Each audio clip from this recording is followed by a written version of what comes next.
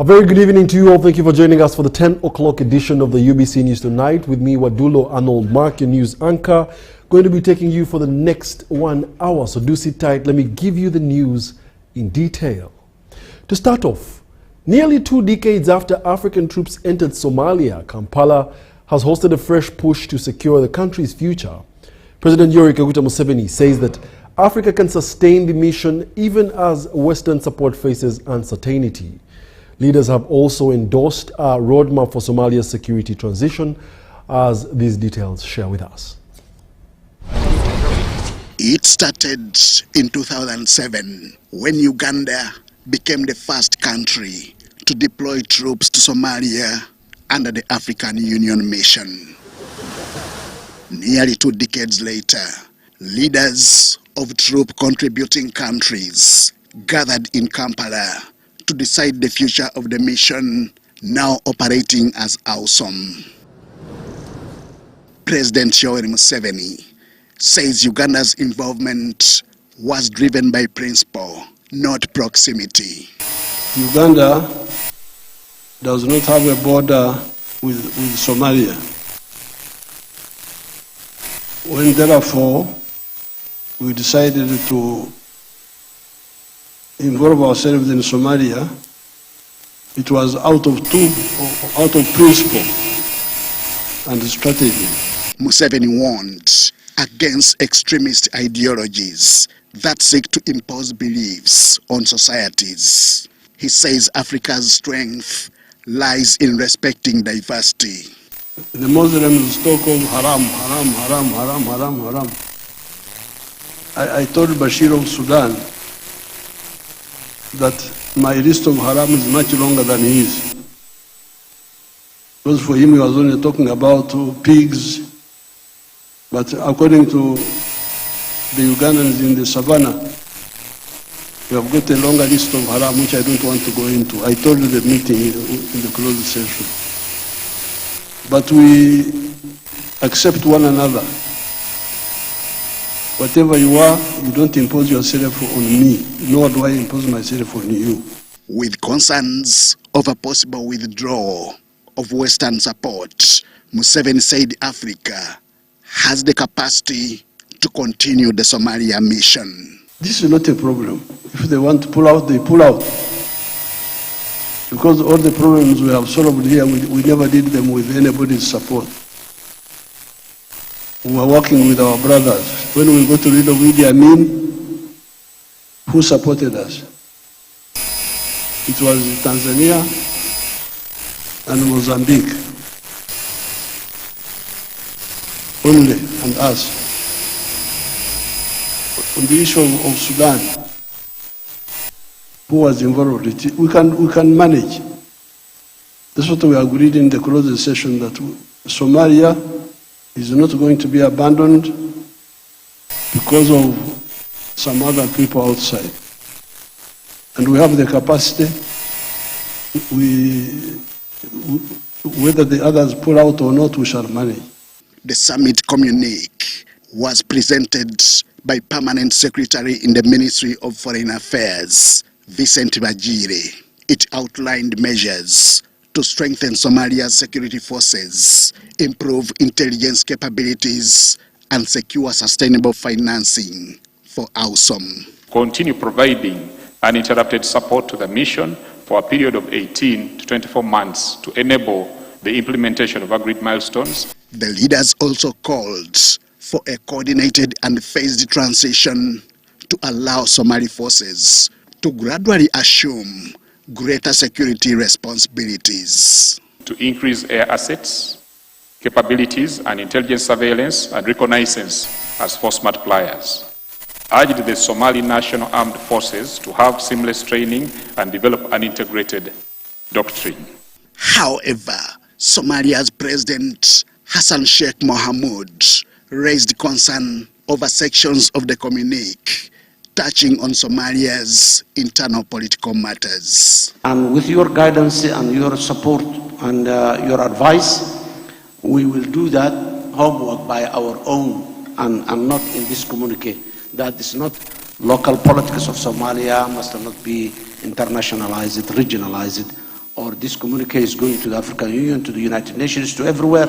Somalia is not in a position to accept that. The summit unanimously agreed to remove the highlighted sections, with African Union Commission Chairperson Ali Yusuf reaffirming the continental body's commitment to Somalia's peace journey. We are determined to preserve the gains of AUSOM and to conduct an orderly transition grounded in the realities on the ground.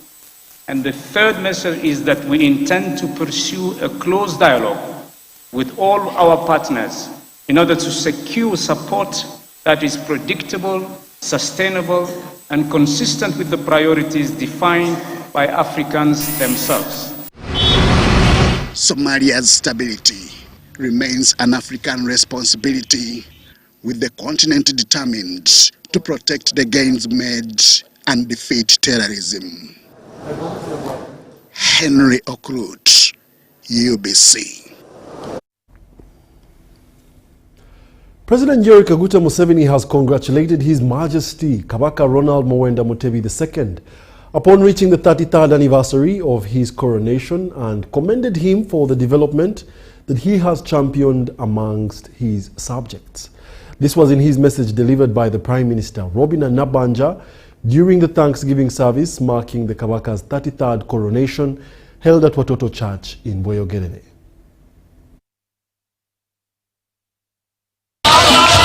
Today marked 33 years since His Majesty Kabaka Ronald Muwenda Mutebi II was enthroned as the Kabaka of Buganda Kingdom.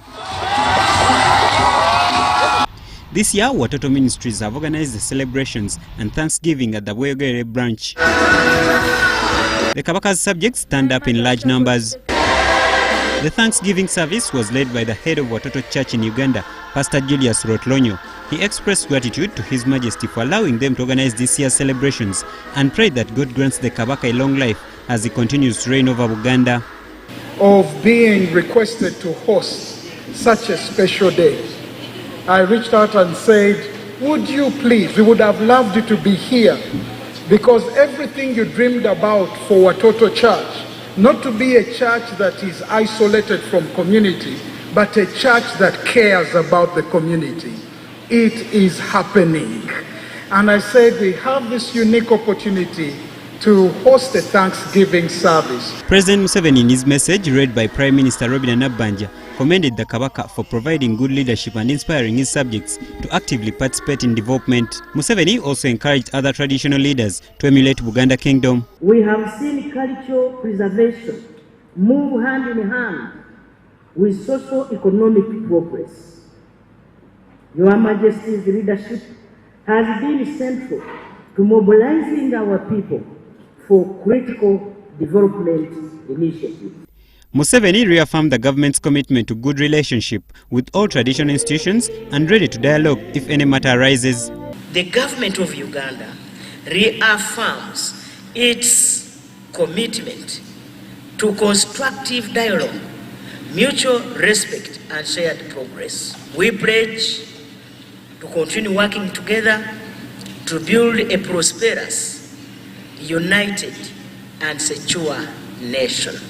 The Katikiro of Uganda, Charles Peter Maiga, expressed thanks to President Museveni for restoring the kingdoms that had been abolished for more than 20 years. Fengo obwakabaka twebaza President Museveni ne gavumenti ye kubanga mu 1993 mu mwezi ogwokutaano mu lukiiko olwayitibwanga National Resistance Council ye President yennyini lwe yakubiriza olukiiko lwajjamu mu ssemateeka obuwaayiro obwali bukugira obwakabaka.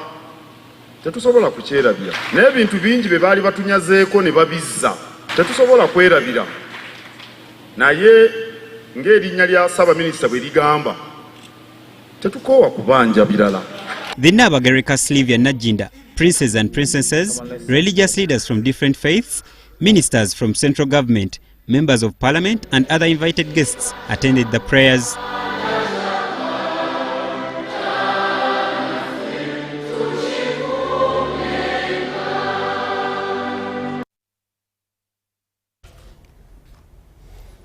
And in more UBC news, the Uganda Institute of Communications and Technology, UICT, is calling on government to put in place a policy framework to help commercialize the innovations developed at the institute. This call was made during a familiarization tour by the new Minister of State for National Guidance, Alioni York Odria, and details are relayed in this story. The Minister of State for ICT and National Guidance, in charge of National Guidance, Alioni York Odria, on Friday toured the Uganda Institute of Communication and Technology, UICT, in Nakawa. He was accompanied by the Permanent Secretary, Dr. Amina Zawede. All the same people are ones running these classes. However, you can be able to teach more people, yes, both on-site and off-site. During the tour, the minister visited the augmented virtual reality lab and interfaced with some of the latest technologies being developed by students. The reason why we call it experiential learning is that you experience the learning yourself, not dictated by the lecturer. So how you're experiencing it is mainly on your end. I'm alone in the house. The minister also visited the electronics lab, where management revealed that the facility is operating with obsolete equipment that requires urgent upgrading. If it comes to that, then we shall need different upgraded worker benches. Those worker benches have got AI, they have got Internet of Things, they have got PLCs, programming for logical circuits, and then AI capabilities. UICT Principal Dr. Frederick Kitogo said the institute develops numerous innovation products, but most remain unnoticed due to lack of commercialization framework. Right now we have isolated ways of handling this. So we need to have a strategic and policy direction in that area, such that we have a clearer way and also strengthen the partnerships. The PS talked about the partnership with STI. Yes, it's there, but there are also other stakeholders. Dr. Kitogo also raised concerns over staffing, saying only 59 out of the 187 approved positions are filled, and this is affecting service delivery. The total wage bill with the improved scales and also remuneration of the staff is totals up to 20.6 billion per annum. Now we have 3.5 billion provisioned. So we have a deficit of 16.6 or way about there. You know, government does things in phases. It cannot give you the entire wage bill. Even the ministry does not have all our, you know, organization. We don't have all our entire structure filled as a ministry, but they keep on increasing at a time. So we are in a place where Ministry of Finance has taken up a part of this bill, wage bill, but we continue to add more. Give me the list of the new innovations that have come out, the softwares, the systems. I want to know them. Which one is which, is able to do what? I want to know that list within 2 weeks. We're going to have a get-together kind of workshop in which I expect them to give us a list so that we're able to present to government and seek for resources to commercialize them, not only to be used in Uganda, but the whole of Africa and the world. UICT management says with the proper support, the institute can contribute more to Uganda's digital transformation agenda through homegrown innovations. Dorcas Kimono, UBC News. And in more news, the Ministry of Education and Sports through the Directorate of Education Standards have called for immediate closure of the boarding section at New Life Secondary School in Luwero District. This inspection followed a case of alleged death of a student at the school which the ministry established that was operating the boarding section without a license.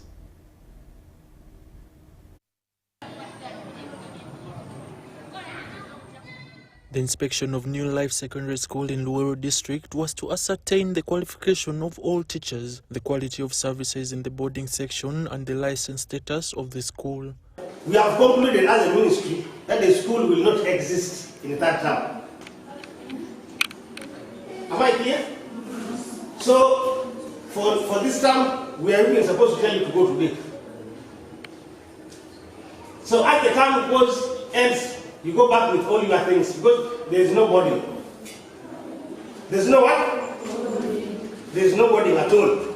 The inspectors cautioned the school management on poor record management. We have tried to ensure that all the teachers that are working in this school are qualified teachers who are registered with Ministry of Education and Sports, and also to ensure the safety of the learners. We are also trying to see and ensure that the dormitories meet the basic requirements and minimum standards of operating boarding sections. The school was ordered to close the boarding section with immediate effect, and the school was to remain closed pending clearance from the ministry. Don't use classrooms as a dormitory. A dormitory must have its policies. We have basic requirements of what we call a dormitory. And this school does not meet those basic requirements of a boarding what? Section. So the boarding section is closed today.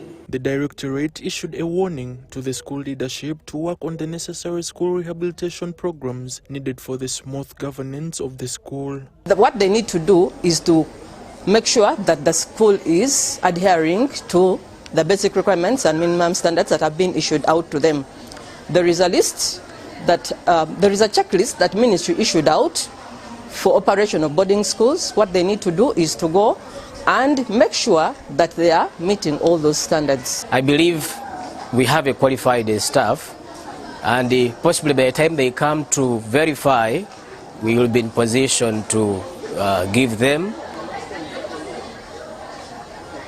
the qualifications of our staff that we are having, and also we pledge to meet the minimum requirements, so the basic requirements that we are supposed to have for us to operate boarding section. To minimize the interruption of student study, some recommendations were instructed to be affected upon closure of the term. Komagum Rogers for UBC. Ministry of Education and Sports through the Directorate of Education Standards have called for the immediate closure of the boarding section, or rather, I beg your pardon. The Minister for Disaster Preparedness and Refugees, Sam Ngola, says government is facing challenges in extending water supply to the 14 refugee settlements in the country. While commissioning the 1.5 billion solar power water project in Nakivale refugee settlement, constructed by the Uganda Red Cross Society, the minister asked development partners to mobilize funds to address this challenge. Details in this report. Access to safe and clean water in refugee settlements in Uganda has over the time posed a very big challenge and risk to the health and livelihoods of refugees. The problem is also compounded with severe food ration cuts and underfunding by humanitarian aid agencies. Besides the challenges, Uganda is a home to over 2 million refugees, but access to clean and safe water remains their major problem, which has continued to affect their livelihoods. UNICEF with UNHCR has been drilling water, but it's not enough, because as they leave, people are coming, people are not going. The Burundians who went back, they have all come back.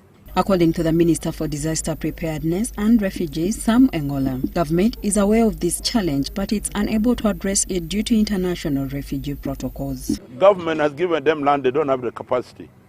That's why donors are the one helping us. We're very grateful to them. They've drilled very many boreholes, but it's not enough. We need motorized water like this one. We have asked these people also to go and do in another camp. They have already done one in West Nile. This is the second one. We are pleading with them to do the third one. This was during the commissioning of the 1.5 billion solar power project in Nakivale refugee settlement, constructed by the Uganda Red Cross Society with support from the Australian Development Corporation through the Australia Red Cross. This Nakivale, Honourable Minister, if you come in 2 months' time, it will be very green. You can't imagine that it is the way it is now. Yeah? Very green, people produce a lot of maize, beans, matoke, you can go on and on. But when you come like now, And if you are looking for water sources that are permanent, that has always been a big problem for this settlement.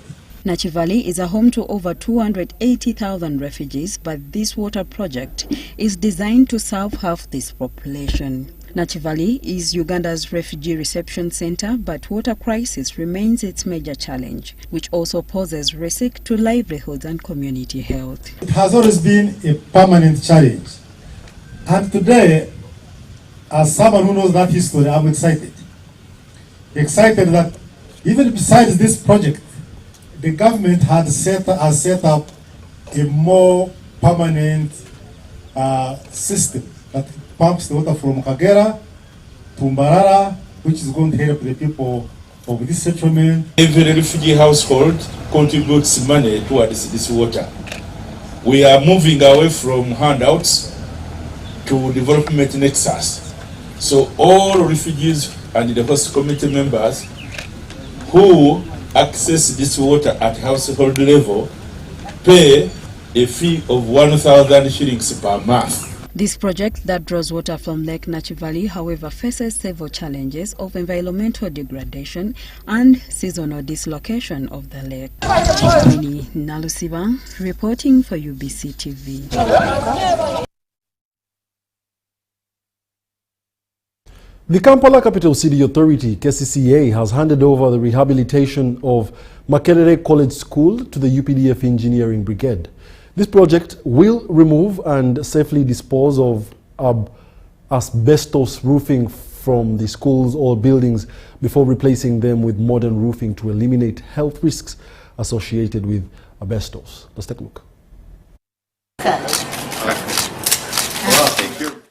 Makerere College School is among Uganda's oldest government schools with more than 80 years of history. Under the government's program to renovate traditional schools, KCCA has allocated 461 million Uganda shillings for the removal of asbestos roofing at the school.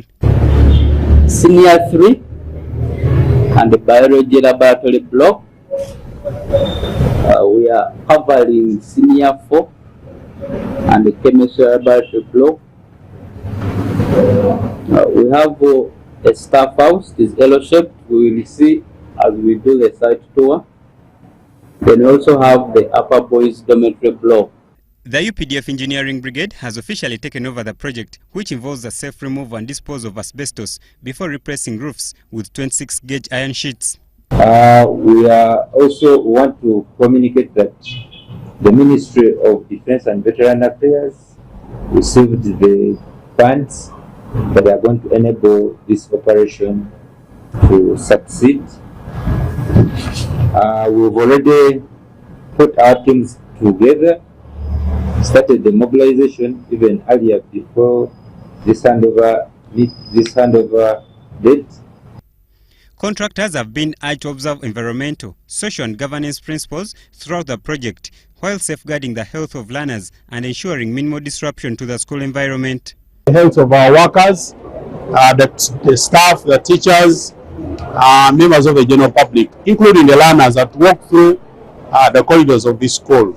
UPDF has assured that all precautions are going to be taken on environmental, safety and health procedures, and they are going to follow all the protocols necessary to ensure that asbestos removal is done with ease.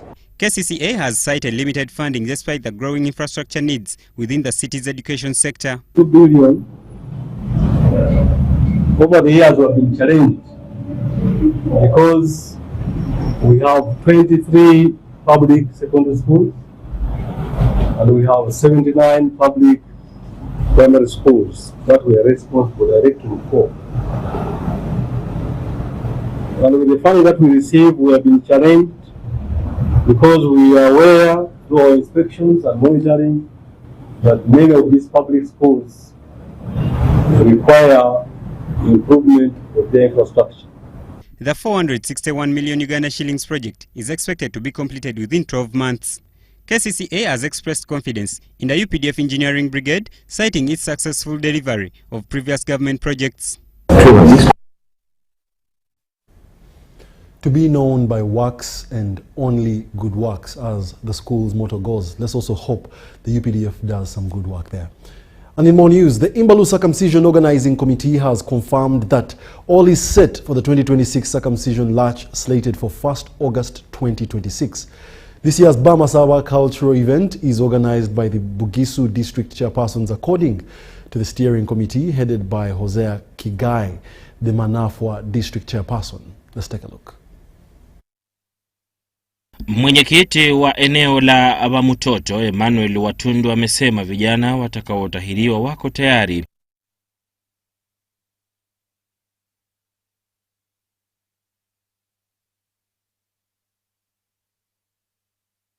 All is set for this year's Imbalu circumcision launch, slated for 1st August 2026.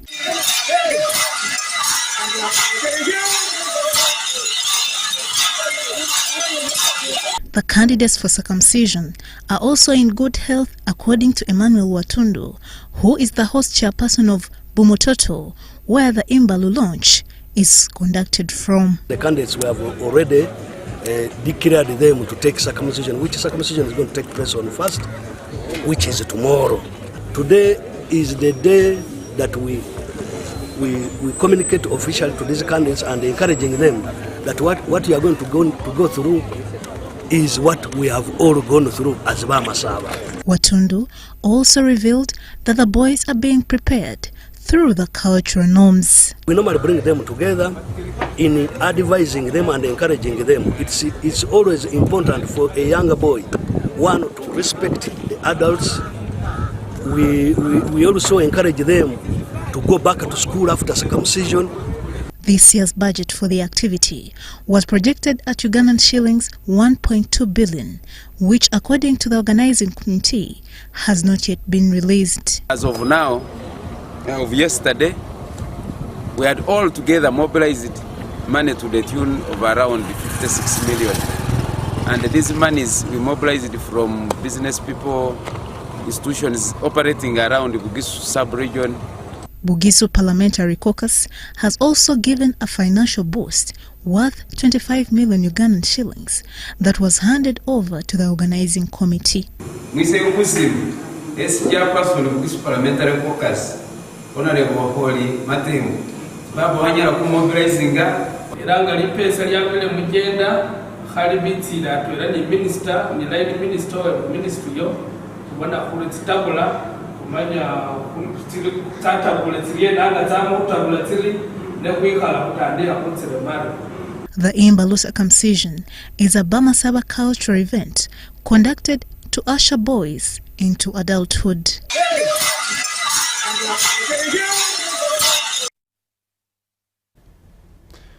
The Ministry of Science, Innovation and Technology is set to improve Uganda's standing on the Global Innovation Index following years of declining rankings despite growing innovation potential.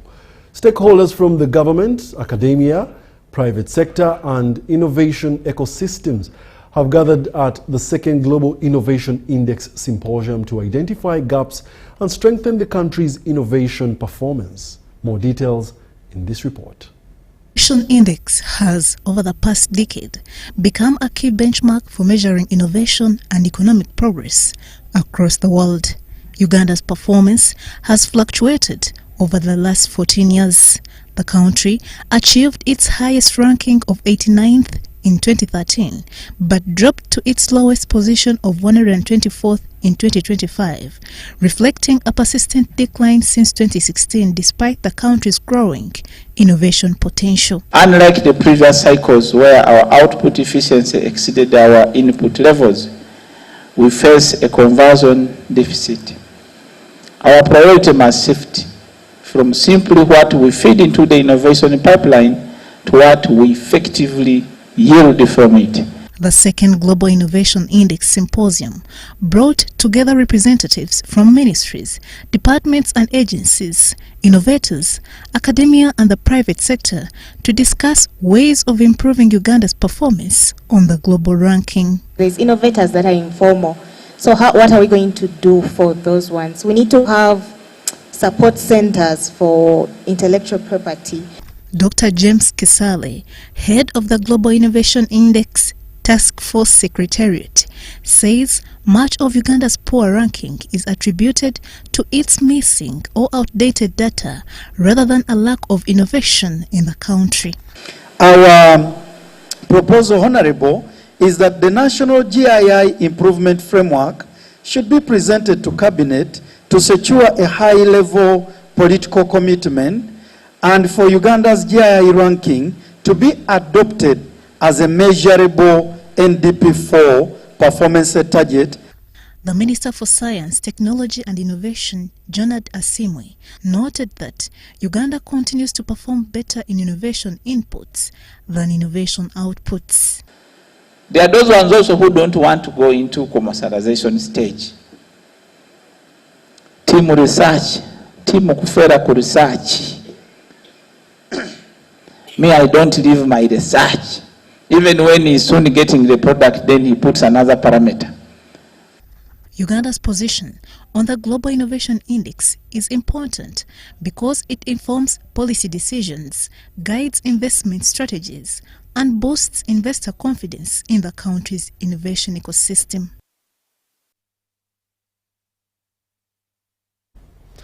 And more in our UBC News tonight, a section of farmers in the upper belt of Nebi district have adopted terracing practices to control soil erosion and improve water for retention. For years, these farmers suffered losses due to poor farming methods, which led to crop failure and triggered hunger threats within their communities. The landscape of Nebi district, especially the upper belt, is hilly and stony, making it difficult for soil to retain water and leading to severe erosion. As you look at the slope, it is a relatively steep slope. So there was nothing that would do well in this very garden. This challenge prompted the government to introduce soil and water conservation practices to protect crops from being washed away. We wanted to demonstrate that this land can improve if we do these practices. So now you can see, and there's no sign of erosion at all in the field. But if you look at the footpath here and see how deep it is, that shows before there was erosion. Alfred Ayunga, a farmer with 10 acres of land in Nedao sub-county, embraced these practices after suffering repeated losses in previous years. Before, if you see it, you cannot believe. I can rather compare it with that the other farm there, where we have not been working on. So it was just bare. Ayunga earns close to 70 million shillings annually from coffee, bananas and watermelons. For last year, when I calculated, I got something around 70 million. 70 million? Yeah, from coffee, banana, and then watermelon, from all the produce. The income has enabled him to pay school fees in time and construct a permanent house. Before this project came in, I was backward. I was a teacher, let me say. I was earning very little. So when I dropped in agriculture, as I talk now, I have paid school fees up to, I have paid 3 children. One is almost now a doctor, and another one is an agricultural officer. He's working in Masinde, and I have built. And my children now, they are now all in private school, because in government school the learning is not up to date.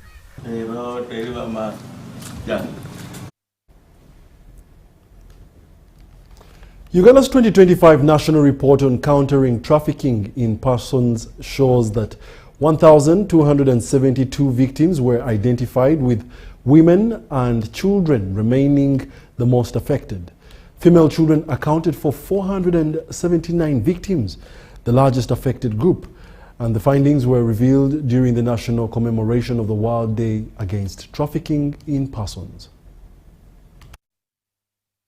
Survivors shared emotional testimonies after enduring abuse, exploitation and detention in foreign countries with little or no assistance. I'm a victim of human trafficking. According to the 2025 report, children continue to bear the greatest burden of trafficking. Of the recorded cases, 555, representing 55.38%, involved children, while 447, representing 44.61%, involved adults. The report identifies Uganda as simultaneously a source, transit, and destination country for trafficking in persons. Irregular labor migration continues to be a major driver of trafficking in persons, while traffickers are increasingly exploiting digital platforms, including Facebook, WhatsApp, TikTok, Instagram, and the like. And this now has instead presented us with two kinds of victims. The victim that has been trafficked to engage in forced criminality, as well as the victim that is facing the fraud on the other hand. So we are now dealing with two sets of victims, and this calls for more concerted efforts. The report also notes a 28.4% reduction in trafficking cases compared to previous findings. However, women and children remain the most vulnerable, highlighting the need for stronger prevention and protection measures. Minister of Internal Affairs, Professor Ephraim Kamontu, reaffirmed the government's commitment to combating trafficking in persons and supporting survivors. To strengthen prevention, to enhance victim protection, to promote safe migration, and to ensure justice for survivors. By strengthening collaboration, innovation, and shared responsibility, we shall advance towards Uganda, where trafficking in persons is completely and totally eliminated. Chairperson of the Coalition Against Trafficking in Persons Uganda, KATIP, Donaman Wamala, commended the government for improving coordination in the fight against trafficking and called for continued support. The fight against trafficking cannot be won through law enforcement alone. It requires a stronger partnership between government and the civil society. It requires greater vigilance within our communities. It requires responsible recruitment practices by the private sector. During the commemoration, Professor Ephraim Kamontu launched the Uganda Counter-Trafficking in Persons Report 2025 and the National Action Plan on Prevention of Trafficking in Persons running from 2026 to 2031.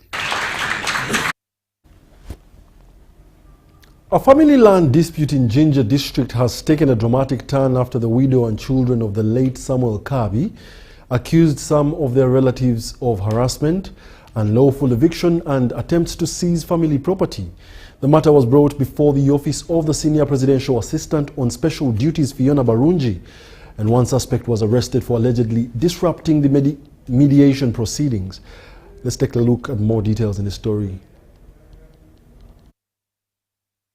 The family of the late Samuel Kabi is embroiled in a bitter dispute over the distribution of property left behind by the deceased.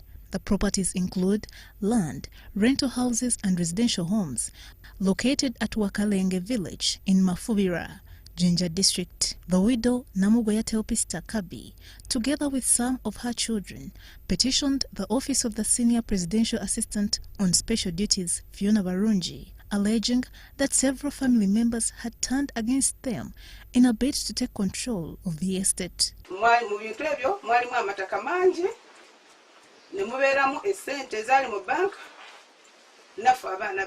That stepbrother, he has been torturing the mom, and he has chased the mom out of the home. He has been beating the house with stones. Whenever we grow food, we sense, as a stepbrother, it doesn't allow us to eat that food. According to the complainants, although the deceased property was shared among beneficiaries, some of Samuel Kabi's children, including Robert Vicense, Robert Ngovi, and Godfrey Waiswa, later evicted their mother from one of her houses allocated to her and allegedly threatened her life. But Kobati yakoze trespass, yakola intermeddling of Kabi's estate. Whereby this Kabi's estate,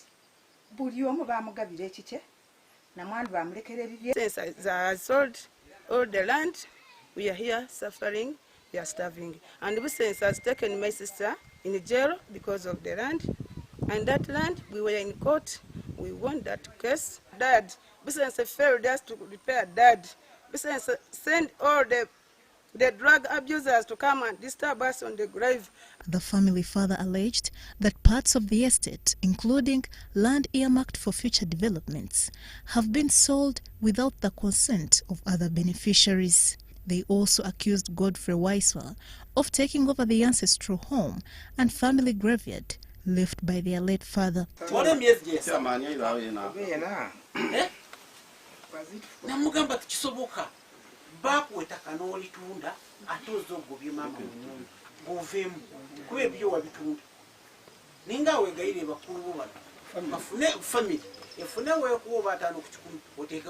We are really tortured.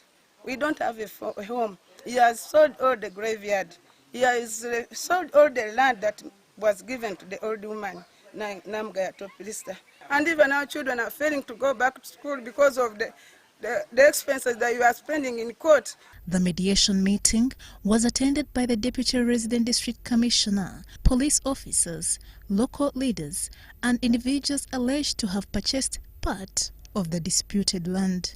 During the proceedings, Mike Kabaka, who is accused of facilitating the alleged harassment of the widow and her children, was arrested on orders of the Deputy RDC after allegedly disrupting the meeting. While addressing the parties, Senior Presidential Assistant on Special Duties Fiona Barungi questioned Godfrey Waiswa over allegations that he forcefully took possession of his mother's house. Waiswa asked for time to respond to the allegations. Court, and that man was exonerated. Yes. And you resolved this matter. Yes. Court here is ordering that whatever is sold, you cannot sell what you don't have. Me, I was reading this document. Yeah. So before, let the Waswa give back the 4.7 to the other lady until once that is done, that's when Waswa can sell what he has. That was the court order. Yes. Now for you are saying we resolved, we consented, there are minutes. So these are your things, this is the court document. A certain lady who bought, she talked of, you asked a question that why is that one imprisoned? And then she quoted me that I'm responsible. Now I'm disowning. I'm not chaotic, I'm an educated man, I'm informed. Mbegano. What newspapers you are talking about?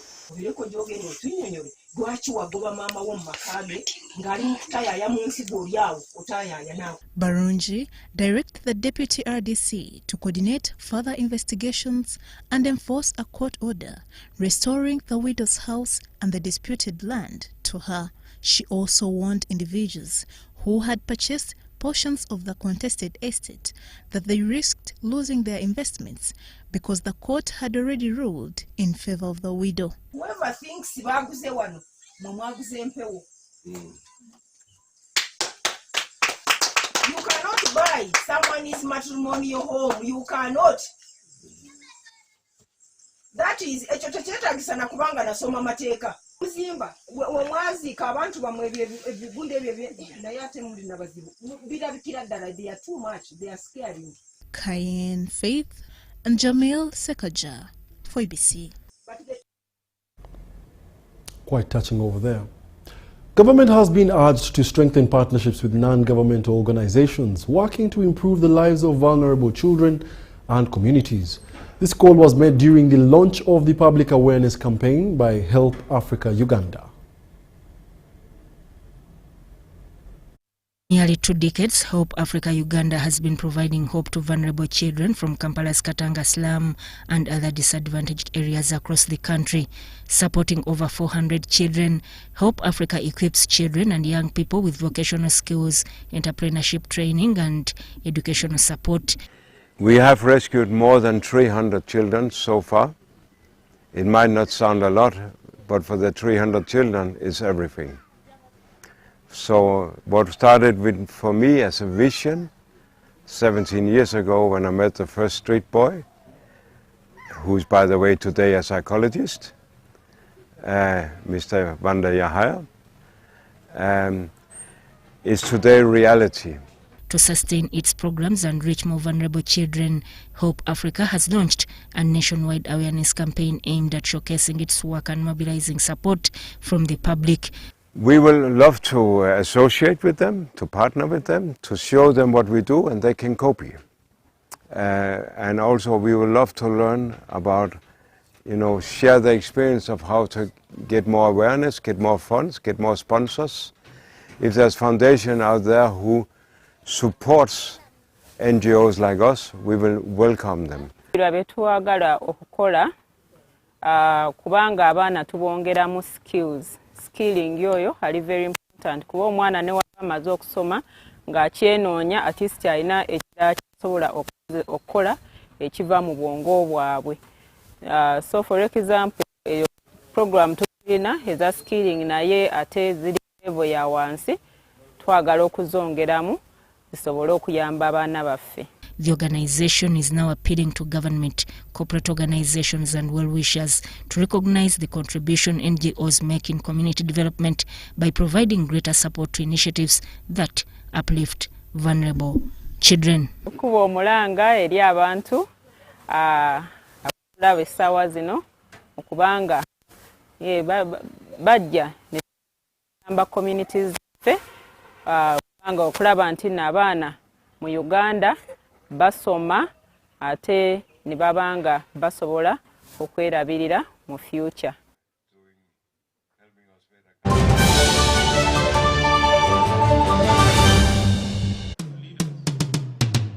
The Uganda People's Defense Forces invites you to the second edition of the UPDF CDF Inter-Forces Drill Competition.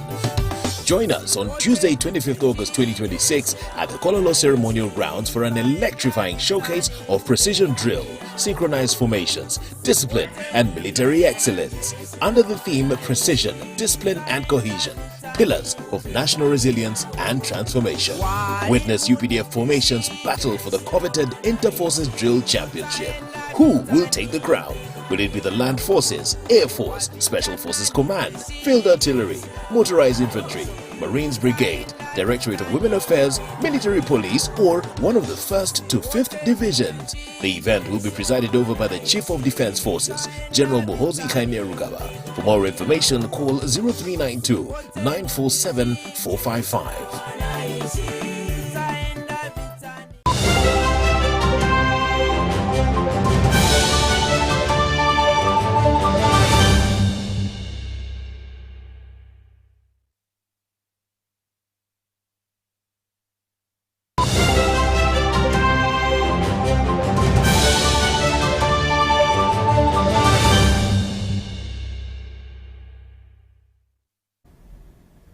Of course, in the world of business, Absa Bank Uganda has launched the inaugural Titan Awards to recognize dealer partners playing a key role in expanding access to productive asset financing across the country. Absa Bank Uganda has recognized 13 outstanding dealer partners through the inaugural Titan Awards, a new annual initiative designed to strengthen strategic partnerships that are expanding access to vehicle and asset financing. It's not simply about financing vehicles and equipment, it's about financing productive capacity. It gives businesses the tools that they need to grow, employ more people, serve more customers and contribute meaningfully to the Uganda economy. When we finance a school bus, like that one that is behind there, we are helping children travel safely to school, enabling the school to serve more and more families. It's important actually when in light of the comments that Moses made and the recent tragedies that we've experienced in the country, that we actually get the right tools to move our children from one place to another. The importance of asset financing continues to grow in Uganda as businesses increasingly invest in productive assets to enhance productivity, improve competitiveness, and expand operations. We are very clear with our commitment to continue to improve both our customers and the dealers whom we shall be celebrating today. We will continue to be able to listen to you, to strengthen our partnership and develop solutions that can respond to the needs of people here in Uganda and across the region. According to the Bank of Uganda's June 2026 State of the Economy report, private sector credit continues to register steady growth. Housing and real estate account for the largest share at 32%, followed by trade at 14%, agriculture at 12%, manufacturing at 11%, and transport and communication at 5%. Strong partnerships between government and the private sector was highlighted as critical to accelerating economic transformation and improving mobility across the country. These partnerships enable a farmer to acquire a new tractor. Partnerships can put a new truck on the road for a growing business. Partnerships can help a contractor acquire the machinery needed to build. And partnerships that enable schools to purchase a safer and more reliable bus for our children. Among the recipients of the inaugural Titan Awards were Motor Center, Mighty Rides, Double Q, Tata Uganda, and Pearl Truck Uganda Limited. Dennis Igoa for UBC. For the front page. Annual headline inflation in Uganda for the month of July has recorded 40% compared to 3.7% recorded in June 2026. An increase which has been driven by the increase of the annual energy fuel related items to inflation and annual food crops. The head of microeconomic statistics, Samuel Echoku, at the Uganda Bureau of Statistics released the report while disseminating the July Consumer Price Index. Bureau of Statistics has today released its consumer price indices and inflation for July 2026. Measured by the consumer price index for Uganda for the 12 months to July 2026 was 4.0% compared to 3.7% registered in the year ended June 2026. Presided over by Samuel Echoku, Head of Department Macroeconomic Statistics at UBOS, he has reiterated that Kampala has registered the highest inflation in the July 2026. In the headline inflation, we have the annual energy, fuel and utilities inflation. This was up 14.9% for the year ending July from the 11.9%.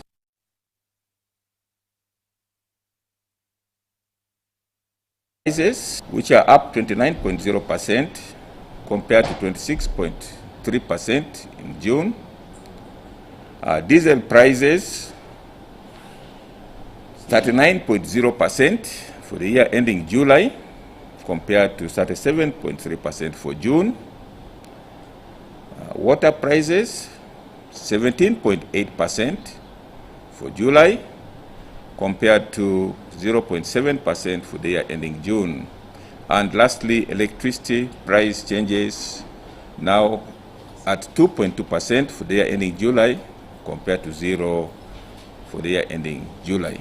According to the Consumer Price Index report, the annual food crops inflation was spiked by passion and fruit, beans and cabbages price changes. Annual food crops and related items inflation registered the 1.6% for the year ending July compared to 0 for June 2026.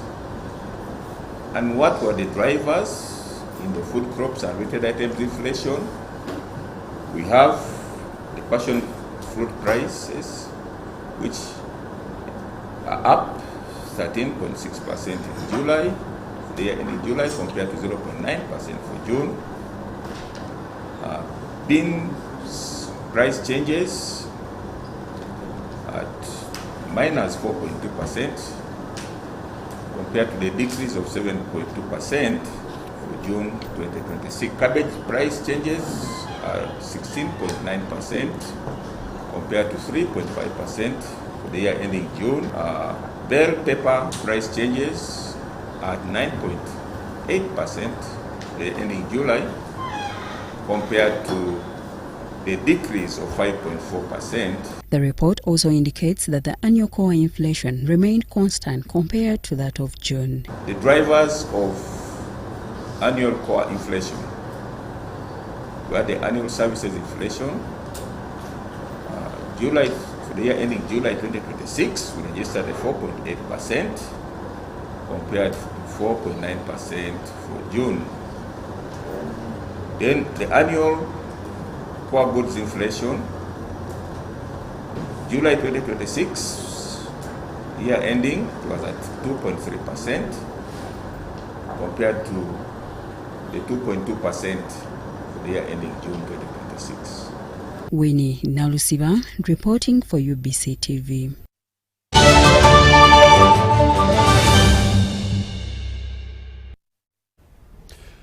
To simply put it, things went higher in the month of July compared to how much they were costing in June 2026, and that inflation came up from about 3.7% to 4% in the month of June.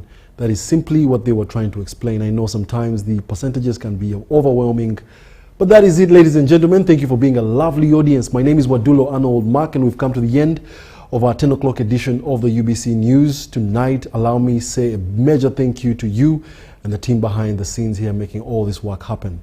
Have yourselves a lovely good night.